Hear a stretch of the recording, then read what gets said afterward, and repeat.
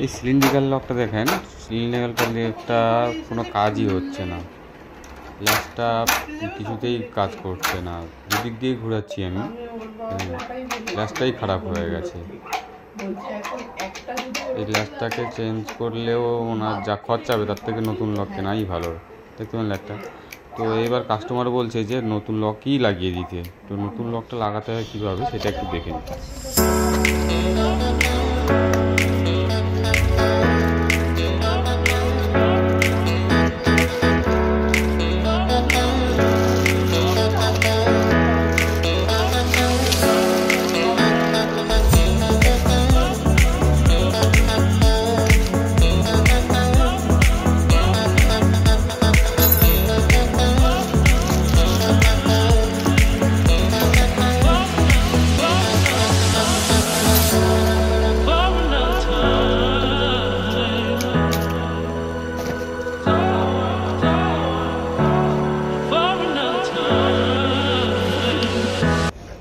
প্রথমে ইনসাইড থেকে পিন দিয়ে ইনসাইড পার্টটা খুলে নেব।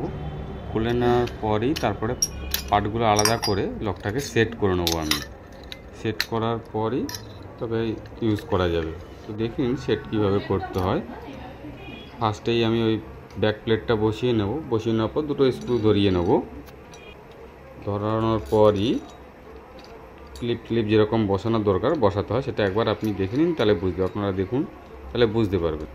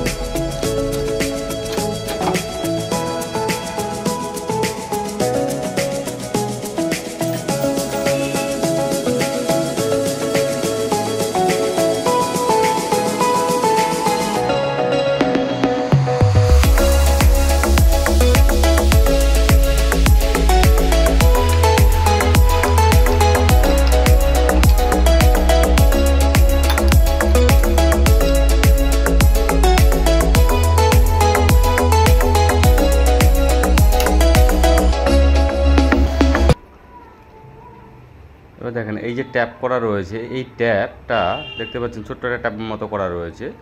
এইটা আপনার ওই স্লটের সঙ্গে বরাবর হতে হবে, তবে কি আরামসে বসে যাবে। স্লটের সঙ্গে আরামসে বসে যাবে, কোনো কিছু করতে হবে না। দেখেন নর্মালি চলে গেল। দেখেন লক লাগানো কমপ্লিট। আপনারা একটু দেখে নিন সিস্টেমটা কীভাবে, জাস্ট ইজিভাবে আপনি ইউজ করতে পারেন। বটম পুশ করে টেনে দিলে লক হয়ে যাবে। এটা চাবি দিয়ে লক হয় না, চাবি দিয়ে জাস্ট খোলা।